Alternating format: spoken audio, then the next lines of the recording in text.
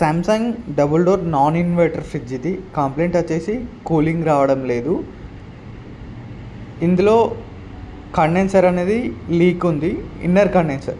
So మనం బయటికి వెళ్ళి 12 లైన్స్ కండెన్సర్ వేసి గ్యాస్ ఛార్జింగ్ చేయడం జరిగింది. వర్క్ అయితే కంప్లీట్ అయింది. ఫ్రిడ్జ్ అయితే కూల్ అవుతుంది.